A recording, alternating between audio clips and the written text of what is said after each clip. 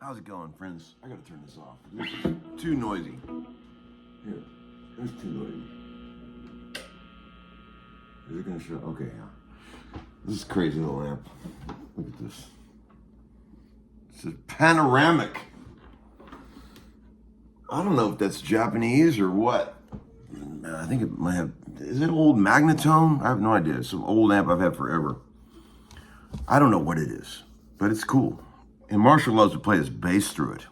I can't believe he hasn't blown it to bits yet. He likes to crank his bass through that amp. Speaking of Marshall, look at this drawing. Did I already show you this? I got the Alzheimer's. He's drawing guitars now. How cool is that? The pedals. Boy, I used to draw guitars. Did I already talk about this? Am I losing it? Hello, friends. It's Uncle Larry. Tom Bukovac. You may know me as Session Man.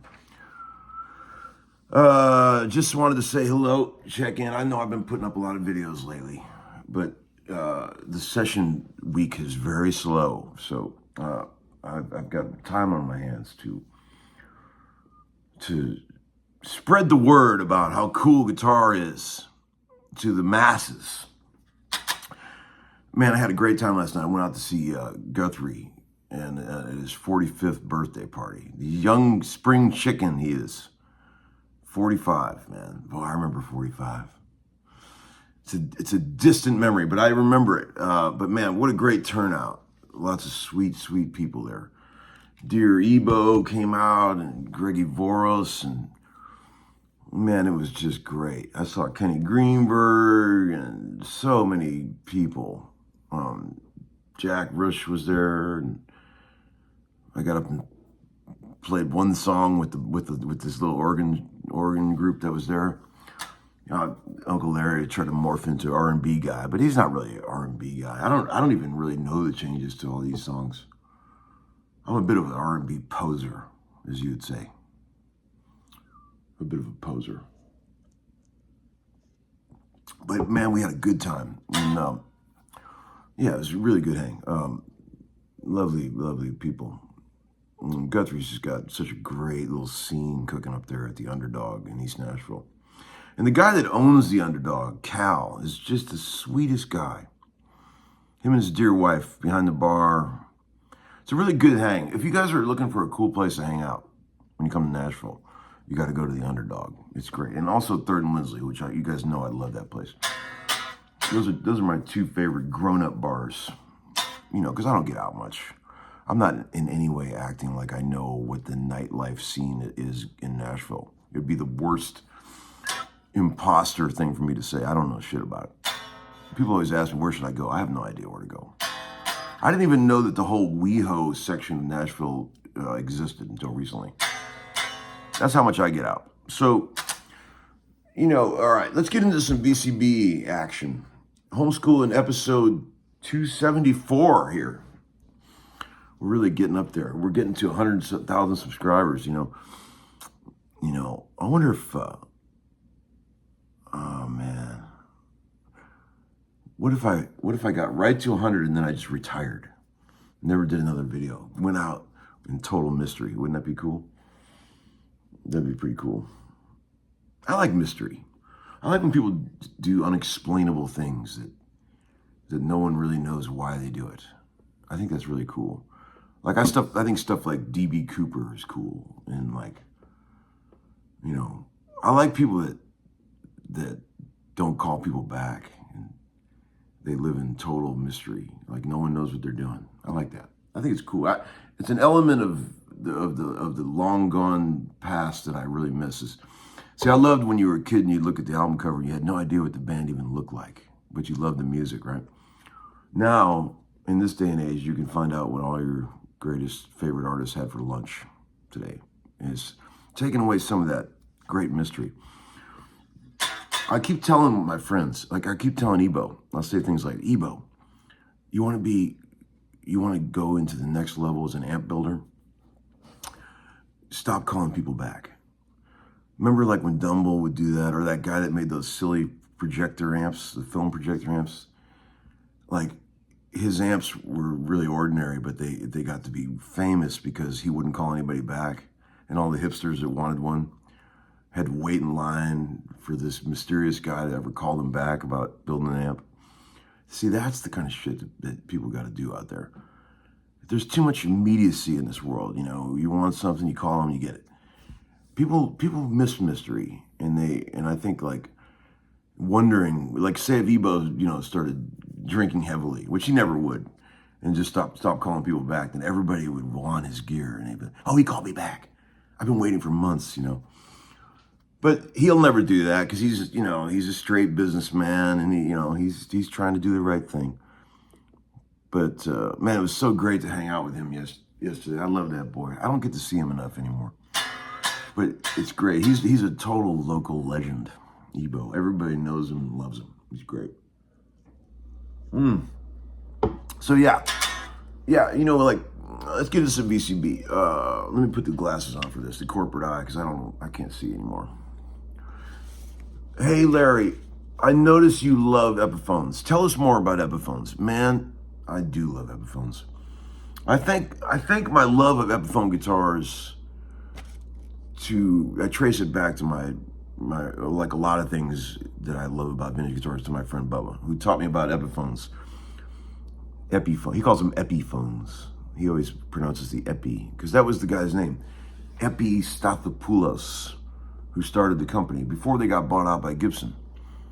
You know, I have this amazing old Epiphone book, but like all of my guitar-related reference books, I give them out and never get them back. I've lent out so many books that no one's ever returned to me. So whoever's got my Epiphone book, come on, man. I was going to use it today to show you some pictures of Epiphones, but I don't have it because I gave it to some young hipster probably that I was trying to teach about Epiphones. But Epiphones are great. Epiphone acoustics are great. Epiphone electrics are great. When you're talking about terms of Epiphone solid bodies, there's three names you got to know. I'm going to give you a quick history lesson. There's Coronet, Crestwood, and Wilshire. Okay. The Coronet is the one pickup model that always had a P90. However, you've seen these. Okay, this is a pretty popular Epiphone Coronet that of the early 60s, you know, like the Steve Marriott guitar, right? Great guitars. However, there was an earlier version. 58 and 59 Coronets were black, and they had the bikini headstock logo. You see the bikini logo? See why they call it a bikini logo? They also had the New York pickup. You see that? Which looks really cool, but sadly, they sound terrible. New York pickups suck. And they had these really cool knobs. You see those knobs? I don't even know how to describe those. They're like little cupcakes. I love them. But I'm after one of these guitars. If anybody, they're rare, but they're out there. They made about 600 of these. If anybody sees one of these anywhere, let me know. Even though that pickup sucks, I still want one. Now, the later version cornets are much more popular. You know, you'll see these, and these are getting really expensive, but they're great. They're always super lightweight, and they always play amazing. And of course, they sound amazing with the single dog ear P90, right? Now, let's get into the Crestwood, okay? The Crestwood, this is what they originally look like. This is a 62. 2 mini humbuckers. Sadly, most of these guitars were absolutely ruined by this Epiphone trematone vibrato tailpiece, rendering the guitars unusable because there is 0 break angle behind the bridge.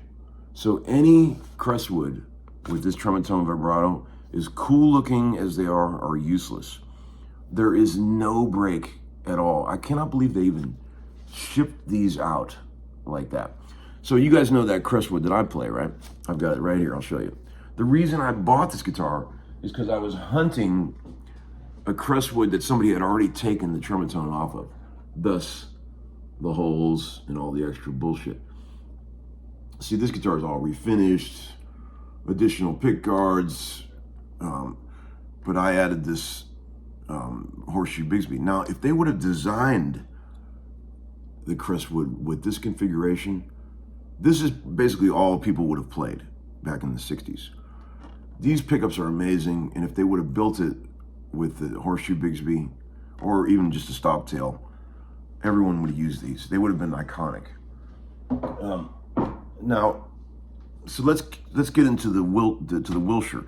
The Wilshire is the same shape, body, everything, but it's much more usable because it's got a factory stop tail, 2 pneumatic, and 2 P90s located close together like an SG Special, right? Super lightweight, unbelievably graceful necks. I've got 2 of these, actually, and both in amazing condition, 1961. If anybody wants one of these, let me know. I don't need 2 of them, but they're fucking great guitars. So underrated. If you like Les Paul Juniors, you'll love this, okay? So, I just love Epiphone. I love their acoustics, the Texan, the Frontier. I even like the hollow bodies, the Sheraton, and all those, you know. But most hollow body Sheratons you see, 335 shape with the mini humbuckers, those are kind of ruined by the late 60s skinny nut, the 1.5 inch nut width, 1 5/8. So the trick is to try to find an Epiphone Sheraton with the 1 11/16 nut width, which you're going to pay for if you ever find that. But that's a magic guitar if you ever find one of those. Okay, enough about that. Let's move on. There's your Epiphone history lesson, people. This is going to be a long episode. I'm sorry. I got a couple more questions. Hey, Tom, when is it ever enough? Great question. And I still don't know the answer to that. Here's another one. Hey, Tom, you are big on soul. Obviously, you know, one of my major criteria for any music of any style is that it has to have soul. You know, soul is an elusive term. A lot of people have different meanings for it. You know, what does it mean to you? But this guy said, what musician or singer in music history has the most soul of anybody? Oh man, that's easy. Ray Charles. Ray Charles, man. The most soulful cat that has ever walked on this planet. On any instrument. Name one person in this world that's got more soul than Ray Charles. Name one. It ain't gonna happen. He was ordained by whatever you believe in to define soul in music. End of fucking story. Okay? Okay, let's move on. Hate the town. This is an interesting question. I liked when you talked about Dwayne Allman doing the fills on the Statesboro Blues. Tell us more about fills and how you approach fills. Okay, yeah, cool. That's a pretty... You're in the studio, you're working on a track, you do your bit, and then inevitably they'll say, man, give us a track of fills after you've done your main parts. What does that mean to you? I think of fills as little things that happen in between the vocal. They can be in a verse, they can be in a chorus. They're just little things that pop up in the track to just take your attention away from the vocal just for a second, right? Without fills, music can be a little banal. But with too many fills, it can be distracting. So the key is to find fills that support the vocal, okay? I made a little chart about how to do cool and uncool fills, okay? All right, here's my chart. Here's the white areas are the vocal. The shaded areas are the fills in between the vocal, okay? So if you try to fill like this, where the vocal sings a bar, and then you fill for exactly a bar right in that hole, and then the vocals for a bar, and then you're right in that hole again. This is the uncool way to do fills, okay? Fills do have to be in between the vocal, but you can't just put them right in there perfectly, where they start and end in the same place. The fills have to sort of move around like the vocal, and then you wait a second, then you play the fill. And then the vocal, and then you play the fill, and then you leave a little hole before the vocal comes.